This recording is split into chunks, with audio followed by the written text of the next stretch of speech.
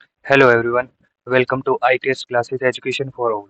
दोस्तों, हमने स्टार्ट की हुई है क्लास 11th की केमिस्ट्री का chapter number 1 some basic concept of chemistry. यहाँ पर जो आईटीएस क्लासेस में जितनी भी सब्जेक्ट की क्लासेस दी जाती है वो एब्सोल्युटली फ्री होती है। अच्छा स्टडी मटेरियल होता है। हमने some basic concept of chemistry का चैप्टर नंबर 1 है जो कि हमारा पार्ट नंबर 16 तक कवर कर चुके हैं। आज हम करने जा रहे हैं 17 पार्ट। ये जो केमिस्ट्री का कोर्स है वो आईआईटी जेईई नीट एनडीए कोई भी बोर्ड एग्जाम हो, एफकेट या नेट गेट या एंट्रेंस एग्जाम हो या कहीं पे भी जहाँ पर हमारी केमिस्ट्री पूछी जाती है उस एग्जाम के लिए ये जो केमिस्ट्री का कोर्स है वो यूजफुल है। हमने पिछले सेक्शन में बहुत से टॉपिक कवर कर चुके थे। आज हम करने वाले हैं एक नेक्स्ट टॉपिक जिसका नाम है एवोगैड्रो हाइपोथेसिस या फिर लॉ एंड प्रिंसिपल। ठीक है, तो इसी को बोलते हैं एवोगैड्रो लॉ बोलो, एवोगैड्रो प्रिंसिपल बोलो या एवोगैड्रो हाइपोथेसिस बोलो, बात एक ही है। देखो इसमें बात क्या हुई, गेल-लुसेक लॉ जो कि ये लॉ है जो हमने पढ़े थे 5 लॉ के बारे में पढ़ा था।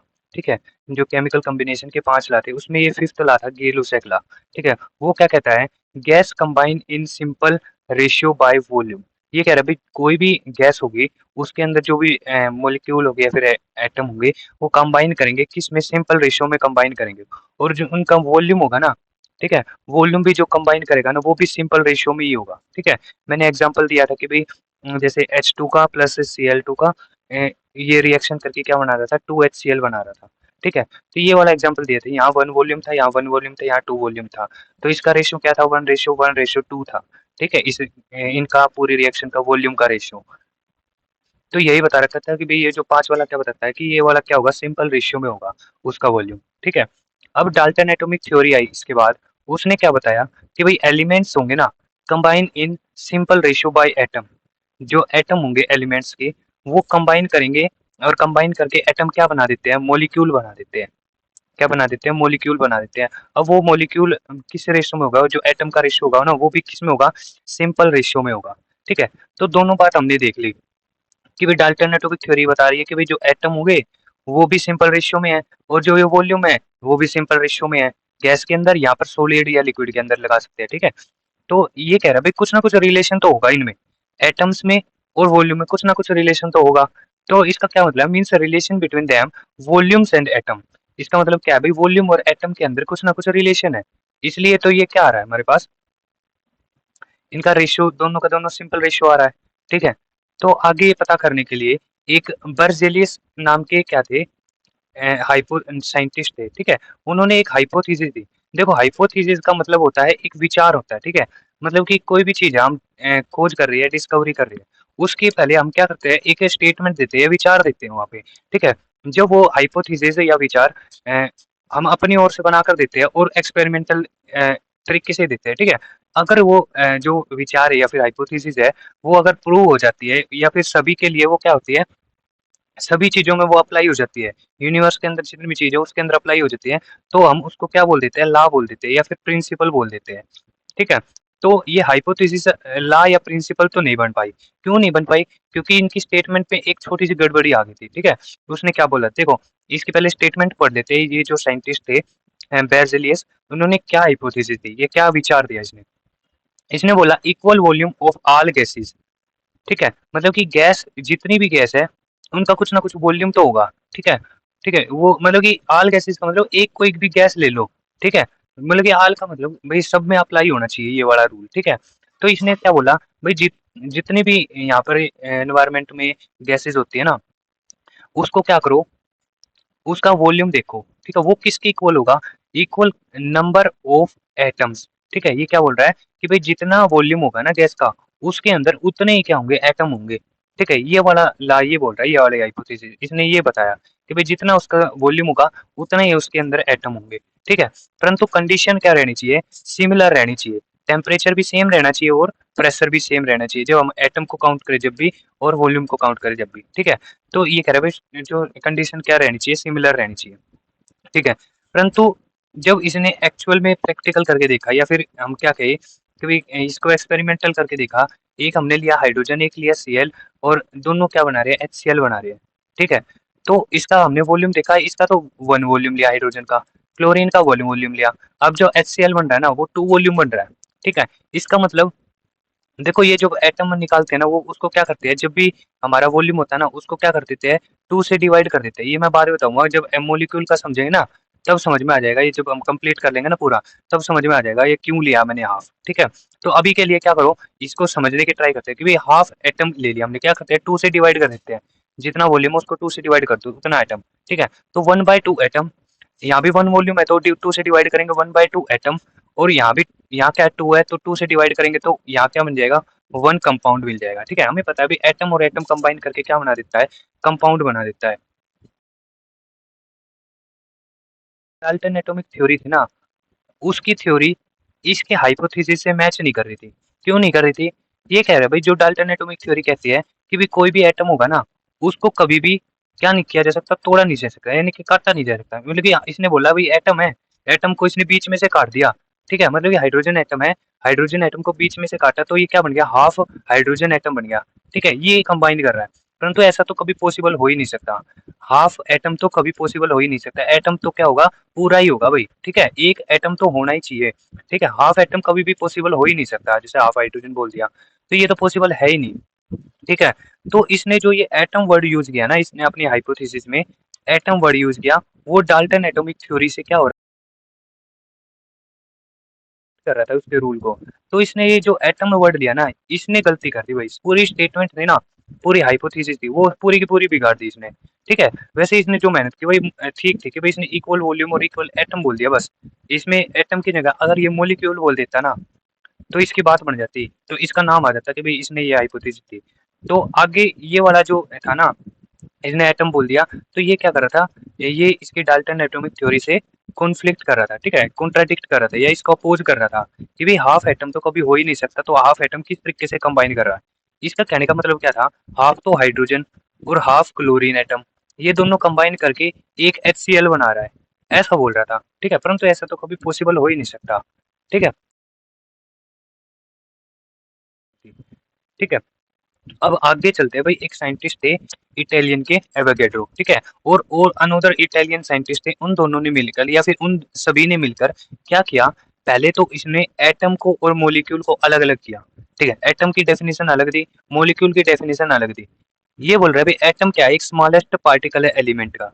मैं मान लो भाई, मैं कह रहा हूँ ये हाइड्रोजन है, हाइड्रोजन का एलिमेंट है। हाइड्रोजन के एलिमेंट में बहुत सारे क्या है, हाइड्रोजन के एटम है। ठीक है, ये हाइड्रोजन क्या है, एलिमेंट मान लो, और इसके अंदर क्या ये हाइड्रोजन के एटम है। ठीक है, इस तरीके से है।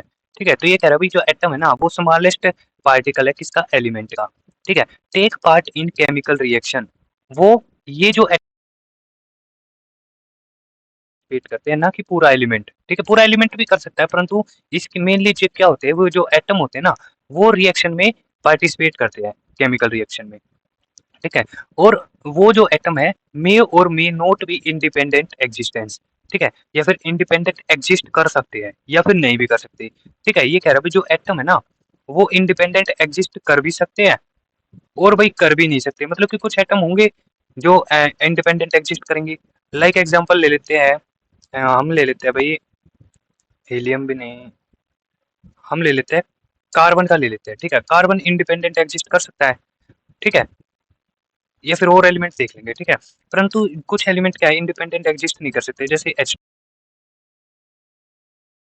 वो हमेशा मॉलिक्यूल की फॉर्म में ही होगा। ठीक है, तो ये बात की भाई ये इंडिपेंडेंट एग्जिस्ट कर भी सकते हैं नहीं भी कर सकते, ये तो थी हमारी एटम की बात। ठीक है, अब इसने एक मॉलिक्यूल की और डेफिनेशन दी, ये नई चीज तो इसने मॉलिक्यूल निकाला ना, इसमें थी नई बात तो। ठीक है, इसने बोला ये मॉलिक्यूल क्या है, is a smallest particle of element. ठीक है, और कंपाउंड, ये मॉलिक्यूल जो चीज है ना, देखो ये मैंने बोला हाइड्रोजन है, हाइड्रोजन के अंदर एटम है। ठीक है, अब एक हाइड्रोजन एटम दूसरे हाइड्रोजन एटम के साथ मिलके एक हाइड्रोजन का मॉलिक्यूल बना लेगा। अब वो हाइड्रोजन का मॉलिक्यूल इस हाइड्रोजन एलिमेंट के अंदर तो पॉसिबल हो सकते हैं। ठीक है, क्योंकि एक एलिमेंट में बहुत सारे क्या होते हैं, एटम होते हैं। तो ये वाला हाइड्रोजन मॉलिक्यूल एलिमेंट के अंदर पॉसिबल है, और वो कंपाउंड H2 जो मॉलिक्यूल है वो वाटर के अंदर पॉसिबल है। ठीक है, क्योंकि H2 आ रहा है इसमें, तो ये क्या बन गया, कंपाउंड बन गया।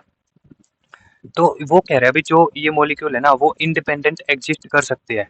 ठीक है, मतलब कि अलग अलग रह सकते हैं, जैसे H2 है वो अलग रह सकता है, एग्जिस्ट कर सकता है। H2 है वो अलग एग्जिस्ट कर सकता है, ठीक है। तो इसने बोला जो इस पे मॉलिक्यूल पे कोई भी बाउंडेशन नहीं होती, इस पे हो सकता है एटम पे भाई कुछ ना कुछ बाउंडेशन हो, जैसे मोनो एटॉमिक, डायटोमिक, ट्राइटोमिक। तो मोनो एटॉमिक वाले एलिमेंट में जो एटम है वो कभी भी फ्रीली एग्जिस्ट नहीं कर सकते, वो खुले मतलब कि खुले उसमें रह ही नहीं सकते, एक दूसरे के साथ ही क्या करेंगे। जो मोनो एटॉमिक तो खुले में रह सकते हैं, मतलब कि एग्जिस्ट कर सकते हैं सिंगल में, परंतु डाई नहीं रह सकते, नाइट ट्राई रह सकते, वो बाउंडेशन, ठीक है। तो इसने बताया भी एटम के बारे में और मॉलिक्यूल के बारे में बता दिया। फिर अगली लाइन इसने क्या बोली भाई, smallest particle of gas is a molecule not atom. ये जो मेन लाइन थी ना, इसने पूरी हाइपोथेसिस अपने नाम पर कर ली। इसने बोल दिया भाई गैस के अंदर जो भी होगा ना वो क्या होगा, मॉलिक्यूल होगा, ना कि एटम। एटम कभी भी गैस में हो ही नहीं सकता, ठीक है। क्योंकि गैस तो हमें पता है भाई इंडिपेंडेंट एग्जिस्ट, मतलब कि वो तो एग्जिस्ट करनी चाहिए जो भी गैस होगी, ठीक है। वो गैस तभी तो है जो वो क्या कर रही है, फ्रीली एग्जिस्ट कर रही है, ठीक है, उस पर कोई बाउंडेशन नहीं है, तभी तो इसके अंदर रिएक्शन वगैरह का होने का देख सकते हैं, ठीक है।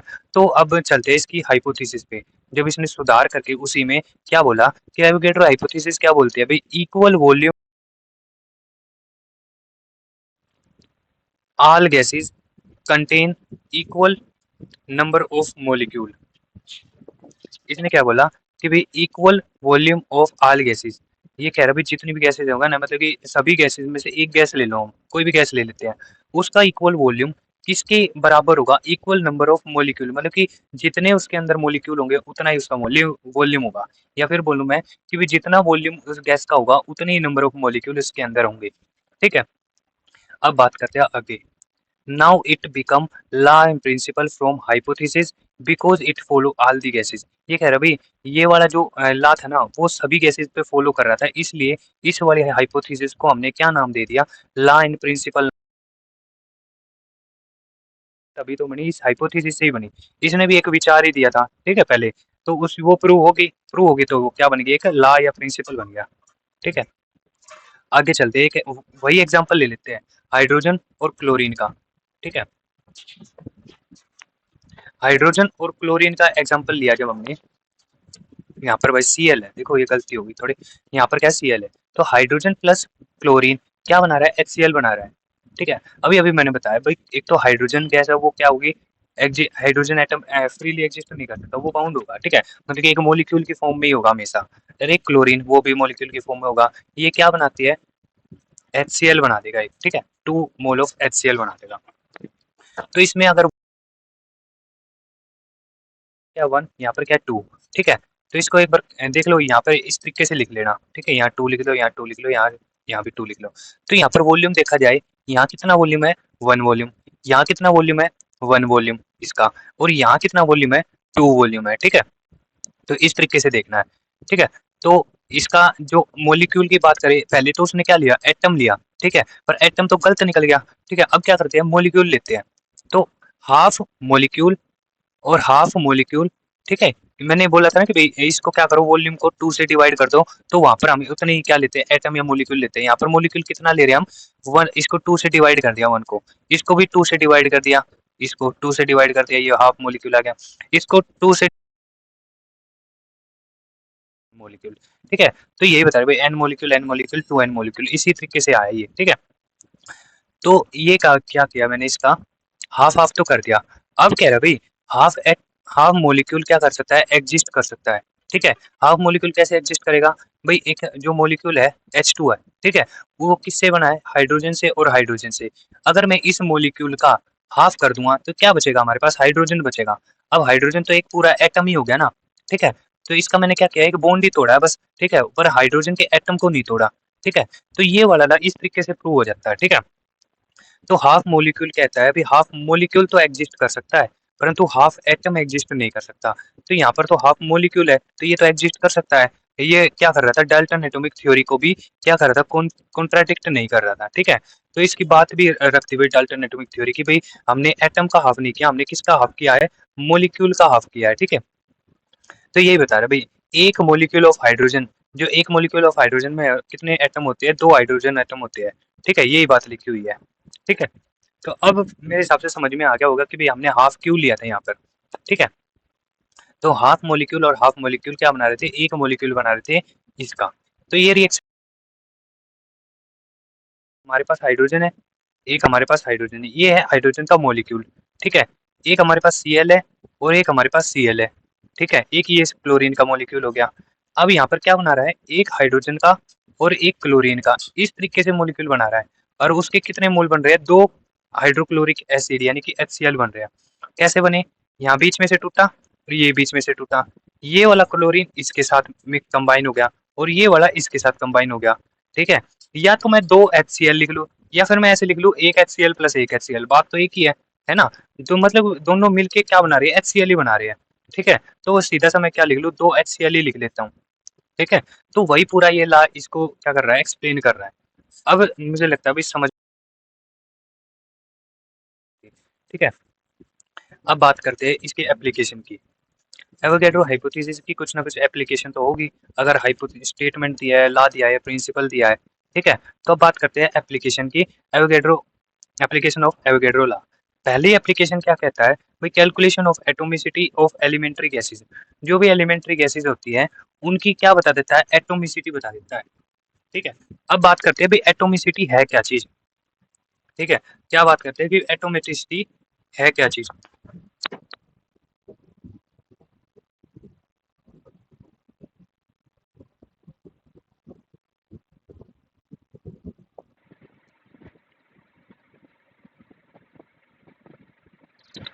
हाँ, तो हम कहाँ थे? देखो हमने क्या बात की थी कि भाई एटोमिसिटी क्या होती है, ठीक है। सबसे पहले ये कह रहा है कि भाई अब हमें अगर एटोमिसिटी का पता करना हो ना, तो हम एवोगैड्रो लॉ की हेल्प ले सकते हैं। तो एटोमिसिटी है क्या, एक मॉलिक्यूल के अंदर, ये याद रखना, वन मॉलिक्यूल, ठीक है। एक मॉलिक्यूल के अंदर कितने नंबर ऑफ एटम है, वही हमारी क्या होती है, एटोमिसिटी होती है। तो number of atom of element, कोई भी एलिमेंट होगा उसके अंदर number of atom present in one molecule of a substance, ठीक है। मतलब कि एक मॉलिक्यूल ऑफ सब्सटेंस में कितने नंबर ऑफ एटम है, वही हमारा क्या होता है, एटोमिसिटी होता है। जैसे मैं एग्जांपल लूँ, एक ऑक्सीजन का मॉलिक्यूल है जिसके अंदर 2 ऑक्सीजन है, ठीक है। तो उसकी एटोमिसिटी क्या होगी, 2। इसके अंदर कितने ऑक्सीजन एटम है, 2। तो O3 है, O3 के अंदर 3 ऑक्सीजन एटम है, तो इसकी एटोमिसिटी क्या होगी, 3। देखो और एटोमिसिटी को हर एक की अलग अलग होती है। अगर मैं बोलूँ कि भाई ऑक्सीजन कितने हैं, तो ऑक्सीजन की एटोमिसिटी बोलूँ मैं 3 है, ठीक है। अगर मैं कंपाउंड बोलूँ H2O, तो मैं पूछ रहा हूँ हाइड्रोजन की एटोमिसिटी कितनी है, 2, और ऑक्सीजन की एटोमिसिटी कितनी है, 1। यही हमारा क्या होता है, एटोमिसिटी होती है, ठीक है। मतलब कि उसके अंदर कितने नंबर ऑफ एटम है। तो मैं एक एग्जाम्पल लेता हूँ यहाँ पर क्या है, H2O का ये एग्जाम्पल लिया है। 2 हाइड्रोजन और 1 ऑक्सीजन कंबाइन करके क्या बना रहे हैं, वाटर वेपर बना रहे हैं, यानी कि H2O ही बना रहे हैं। वो किसकी फॉर्म में है, गैस की फॉर्म में है, ठीक है। तो ये कह रहा है भाई 2 वॉल्यूम हाइड्रोजन का और 1 वॉल्यूम ऑक्सीजन का क्या बना रहे हैं, 2 वॉल्यूम वाटर वेपर के बना रहे हैं, ठीक है। तो इसको क्या करो, वॉल्यूम है, वॉल्यूम को क्या करो, अगर मोलिक्यूल में निकालना है तो 2 से डिवाइड करो, तो 1 मोलिक्यूल। इसको 2 से डिवाइड करूंगा तो हाफ मोलिक्यूल, इसको 2 से डिवाइड करूंगा तो 1 मोलिक्यूल, ठीक है। अब हाफ मॉलिक्यूल ऑफ ऑक्सीजन के अंदर कितने एटम है, देखो हमें पता है एक ऑक्सीजन जो मॉलिक्यूल होता है उसके अंदर 2 क्या होते हैं, ऑक्सीजन एटम होते हैं। अगर ये बोल रहा हूँ मैं एक मॉलिक्यूल के अंदर, ठीक है। अब हाफ मॉलिक्यूल के अंदर कितने होंगे, ठीक है। हाफ मॉलिक्यूल के अंदर क्या होगा भाई, एक एटम होगा, ठीक है। तो वही चीजें यहाँ लिखी हुई है, हाफ मॉलिक्यूल ऑफ एटम के अंदर एक एटम क्या होता है, ऑक्सीजन होता है, ठीक है। और 1 मॉलिक्यूल ऑफ ऑक्सीजन के अंदर कितने होंगे, 2 एटम ऑफ ऑक्सीजन होंगे। और ये 2 क्या है, वहीं पर हमारी ऑक्सीजन O2 के अंदर एटोमिसिटी बता रहा है। 2 क्या है, 2 ऑक्सीजन है, एक मॉलिक्यूल। देखो डेफिनेशन देखो, मैंने बोला है 1 मॉलिक्यूल के अंदर, ठीक है। अगर तुमसे पूछे ना ये हाफ मॉलिक्यूल के अंदर एटोमिसिटी कितनी है, ठीक है, तो ये कोई एटोमिसिटी नहीं होगी 1 एटम की, ठीक है। क्योंकि हाफ एटम की एटोमिसिटी तो कुछ हम काउंट करते ही नहीं, हम किसकी काउंट करते हैं, इसकी एक मॉलिक्यूल की काउंट करेंगे। एटोमिसिटी हमेशा 1 मॉलिक्यूल की होगी, ठीक है। तो यही यहाँ पे मैं बताना चाह रहा हूँ कि भाई एक मॉलिक्यूल की एटोमिसिटी होगी, हाफ मॉलिक्यूल की नहीं होगी, ठीक है। तो उसको बोलेंगे 2 एटोमिसिटी ऑक्सीजन 1 मॉलिक्यूल की, ठीक है। अब बात करते हैं सेकंड एप्लीकेशन की, find relation between molecular mass and vapour density of gas, ठीक है। मोलिकुलर मास, ठीक है, एक तो मोलिकुलर मास आ गया। मोलिकुलर मास क्या होता है, देखो एक सिंपल सी बात होता है, तो मोलिकुलर मास कैसे निकालते हैं, मान लो ये हमारे पास एक मोलिक्यूल है, किसका मोलिक्यूल है, वाटर का मोलिक्यूल है। अगर मुझे इसका मोलिकुलर मास निकालना पड़ जाए, ठीक है, तो क्या होगा, एक हाइड्रोजन का मास होता है 1, ऑक्सीजन का ऑक्सीजन का मास होता है 16। अगर इसका मोलिकुलर मास निकालना पड़ जाए तो इसके अंदर कितने ऑक्सीजन हाइड्रोजन है, 2। तो इसका मोलिकुलर मास क्या हो जाएगा, हाइड्रोजन का क्या हो जाएगा, 1 × 2, ठीक है, F2 इंटू 1 कैसे भी लिखो, और ऑक्सीजन 1 है तो एक बार ही लिखेंगे 16, ठीक है। ये हमारे पास क्या आ जाएगा 18, यानी कि 18 क्या है, मोलिकुलर मास है किसका, H2O मॉलिक्यूल का, ठीक है। अब बात करते हैं, ये तो आ गया मॉलिक्यूलर मास, इसका रिलेशन किसके साथ निकालना है हमें, vapour density of gas. Vapour density मतलब कि ये बोल रहा है भाई कोई भी गैस है, ठीक है, गैस की कुछ ना कुछ क्या होगा उसके अंदर H2O या फिर कुछ ना कुछ क्या होगा मिला होगा भाई। वेपर का भी, वेपर और गैस में मैंने डिफरेंस बताया था, ठीक है। वेपर और गैस में क्या डिफरेंस था, वो रूम टेम्परेचर पे भी गैस होगा ना, वो गैस स्टेट में होगा, परंतु वेपर जो रूम टेम्परेचर में होगा वो क्या होगा, लिक्विड स्टेट में होगा, ठीक है। जैसे वाटर का एग्जांपल लिया था मैंने, वाटर थे वो लिक्विड स्टेट में था रूम टेम्परेचर पे, परंतु वो जब उसको हीट किया गया वो वेपर की फॉर्म में कन्वर्ट हो गया, गैस स्टेट उसकी क्या है, वेपर है, ठीक है। तो यही बता रहा है कि भाई वेपर की डेंसिटी क्या होगी, कोई भी गैस होगा उसकी वेपर की डेंसिटी क्या होगी, ठीक है। डेंसिटी हमें सिंपल पता ही है क्या होती है, मास बाय वॉल्यूम होती है, ठीक है। तो ये निकालते हैं वेपर डेंसिटी ऑफ गैस, किसी भी वेपर डेंसिटी निकालनी हो गैस की, अगर यहाँ पर वेपर आ गया ना तो इसका मतलब यहाँ पर कुछ ना कुछ वाटर से रिलेटेड है, वाटर से रिलेटेड है तो इसका मतलब कुछ ना कुछ हाइड्रोजन की अमाउंट तो कुछ ना कुछ होगा, हाइड्रोजन इसके साथ रिलेशन में होगा ही, ठीक है, वेपर डेंसिटी में, ठीक है। तो यही बात करते हैं कि भाई वेपर डेंसिटी कैसे निकाले, पहले तो गैस की डेंसिटी निकाल लो सिंपल, ठीक है। फिर क्या करो, डेंसिटी किसकी निकालो, हाइड्रोजन की डेंसिटी निकाल लो, उन दोनों को डिवाइड कर दो, हमारे पास क्या आ जाएगी, गैस की वेपर डेंसिटी आ जाएगी, कोई भी गैस हो, ठीक है। अब बात करते हैं कि भाई इसकी जो गैस की डेंसिटी है वो कैसे निकाली जाए, ठीक है। इन दोनों केस में, गैस वाले केस में भी और हाइड्रोजन वाले केस में भी, दोनों में हमने वॉल्यूम जो रखा है वो क्या रखा है, सेम रखा है, ठीक है। जो गैस है उसका भी वॉल्यूम सेम है, और ये हमारे पास जो वाटर के अंदर जितना हाइड्रोजन होता है ना उसका भी वॉल्यूम क्या है, सेम है, ठीक है। तो क्या कह रहा है भाई, अगर वॉल्यूम सेम रखा ना तो वेरी क्या कर रहा है, मास वेरी करेगा, ठीक है, यानी मास अलग होगा, ठीक है। तो mass of one molecule gas, एक मोलिक्यूल के मास, जो गैस है, एक जो गैस हमारे पास उसका जो एक मोलिक्यूल है उसका मास डिवाइड बाय जो H2 मोलिक्यूल है, ठीक है। हमें पता भी एक मोलिक्यूल जो हाइड्रोजन का होता है उसके अंदर दो एटम होते हैं, तो एक मोलिक्यूल का मास किसका, हाइड्रोजन का, या बोल सकता हूँ मैं हाइड्रोजन के एक मोलिक्यूल का मास, इन दोनों को जब हम डिवाइड करेंगे, ठीक है, हमने तो वॉल्यूम से वॉल्यूम तो कट जाएगी क्योंकि वॉल्यूम तो हम क्या रख रहे हैं, सेम रख रहे हैं। अब बात करते हैं जो ये वाला चीज़ थी ना कि भाई mass of one molecule of gas, मान लो कोई भी गैस लगा लो, NH3 गैस लगा लो या फिर NH3 का मोलिकुलर मास डिवाइड बाई किसका, वन हाइड्रोजन के मोलिक्यूल का मास, ठीक है, वो कितना होता है, 2 होता है। एक हाइड्रोजन का मास 1 होता है और दो हाइड्रोजन का मास क्या हो जाएगा, 2 इंटू 1 यानी कि 2 आ जाएगा, ठीक है।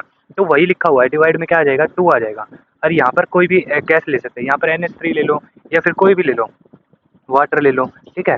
तो दोनों का मैं करके दिखा देता हूँ। अब जब मैं वाटर ले रहा हूँ ना, वाटर की वेपर डेंसिटी निकालता हूँ मैं, कैसे निकालूंगा, H2O का मोलिकुलर मास क्या निकालता, अभी अपने 18 निकाला था, ठीक है, और डिवाइड बाय 2, तो इसकी वेपर डेंसिटी क्या आ जाएगी, 9, ठीक है, 2 9 से कट जाएगा। अब इसकी वेपर डेंसिटी निकालूँ अमोनिया की, कैसे निकालूंगा, अमोनिया का नाइट्रोजन का कितना होता है, 14 नाइट्रोजन का मास और हाइड्रोजन का 1, 3 का क्या हो जाएगा 3, तो ये क्या हो जाएगा 17, ठीक है। अब 17/2 ये किसकी वेपर डेंसिटी आ गई, हमारे पास अमोनिया गैस की, ठीक है। तो एक रिलेशन निकल गया, ये जो ऊपर वाला है ना, mass of one molecule of gas, इसको मैंने नाम दे दिया मोलिकुलर मास, और डिवाइड बाय 2 किसका लिखा हमने, एक हाइड्रोजन मोलिक्यूल का मास, ठीक है। तो ये हमारे पास रिलेशन आ जाता है, vapour density is equal to molecular mass divide by 2, 2 यहाँ पर जाने के बाद मल्टीप्लाई में आ जाएगा, तो मोलिकुलर मास क्या आ जाएगा, 2 इंटू वेपर डेंसिटी आ जाएगा। तो ये हमारे पास रिलेशन आ जाता है, इंपॉर्टेंट रिलेशन है, न्यूमेरिकल में यूज होगा डायरेक्ट। आगे बात करते हैं कि वेपर डेंसिटी ऑफ गैस को ही क्या बोलते हैं, रिलेटिव डेंसिटी बोलते हैं। इसने रिलेटिव डेंसिटी क्यों बोला, क्योंकि हम किसी ना किसी चीज़ का क्या ले रहे हैं, रेफरेंस ले रहे हैं। मान लो हमने यहाँ पर H2O का रेफरेंस लिया, ठीक है, H2O में यहाँ पर हाइड्रोजन H2 मोलिक्यूल का रेफरेंस लिया, ठीक है। तो इसलिए इसको किससे रिलेट किया गया है, किसी भी इस जो भी हम गैस की डेंसिटी निकाल रहे हैं उसको किसी से रिलेट किया गया है, ठीक है। तो रिलेट करके ही इसकी वेपर डेंसिटी निकाली गई है, ठीक है। तो इसी को क्या बोलते हैं हम, रिलेटिव डेंसिटी भी बोलते हैं इसको, ठीक है। वेपर डेंसिटी ऑफ गैस को ही क्या बोलते हैं, रिलेटिव डेंसिटी बोलते हैं। वो बता दिया मैंने क्यों बोलते हैं, क्योंकि ये वेपर से रिलेट कर रही है ये वाली गैस, ठीक है। ये वाली गैस किससे रिलेट कर रही है, वेपर से, यानी कि गैसियस फॉर्म ऑफ H2O से रिलेट कर रही है।